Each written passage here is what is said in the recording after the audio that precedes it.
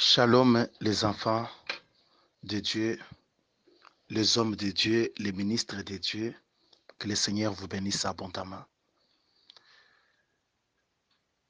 Je ne voulais pas encore vous enseigner, parce que celui qui enseigne, c'est un apôtre. Mais moi, en tant qu'un prophète, je n'enseigne pas. La personne qui peut enseigner, c'est un apôtre, un docteur. Alors, nous, les prophètes, nous n'enseignons pas. Nous donnons l'éclaircissement sur les Écritures. Tandis qu'un pasteur, lui aussi, n'enseigne pas. Il nourrit, parce que lui, il est berger. Un évangéliste, lui, il n'enseigne pas. Il aussi donne la lumière à la parole de Dieu. C'est ça, un évangéliste. Lui donne la lumière. C'est-à-dire qu'il attire. C'est ça sa façon de prêcher. C'est attirer. Il donne la lumière. Alors, sur les Écritures, mais un prophète révèle ou éclaircit les Écritures.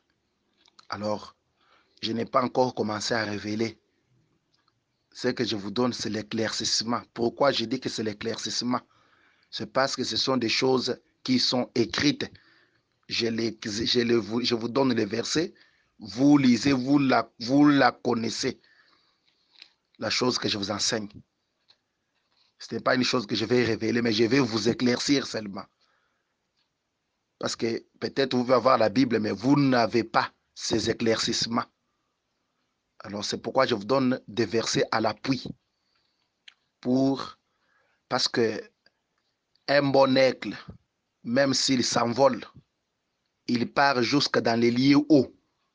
Mais il a toujours un endroit où il va atterrir. L'aigle ne peut pas rester dans l'air pour dire bon.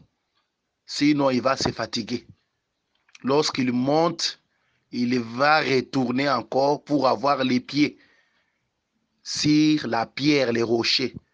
Un aigle mange que sur les rochers et se couche à la montagne, différent des autres animaux, d'autres oiseaux.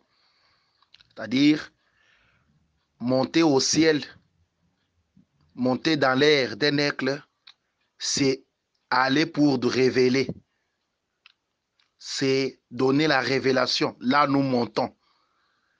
Mais il faut que nous descendons sur la montagne pour avoir l'équilibre et dormir là-bas, se coucher et manger.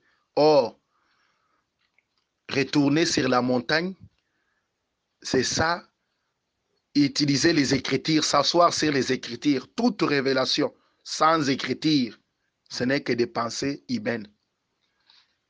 Un bon éclaircissement, soit une bonne révélation, doit avoir la doctrine, les Écritures. Parce que tout ce que nous vous prêchons doit avoir une écriture ou soit une histoire. Parce que la Bible nous dit, nous avons comme fondement les enseignements des apôtres et des prophètes. Les gens oublient les prophètes. Les prophètes, quand on parle des enseignements des prophètes aussi, on voit des prophètes en commençant par Abraham jusqu'à Jean-Baptiste.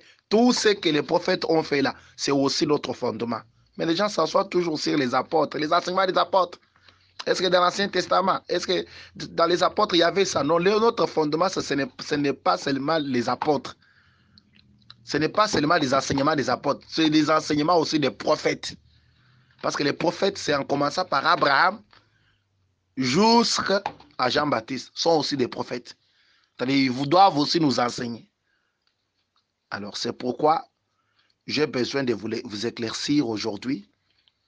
Je vais parler sur les 4 bras ou les 4 questions de l'évangile. Hier, j'ai parlé sur les 4 questions du ministère. Mais aujourd'hui, je parle sur les 4 questions de l'évangile.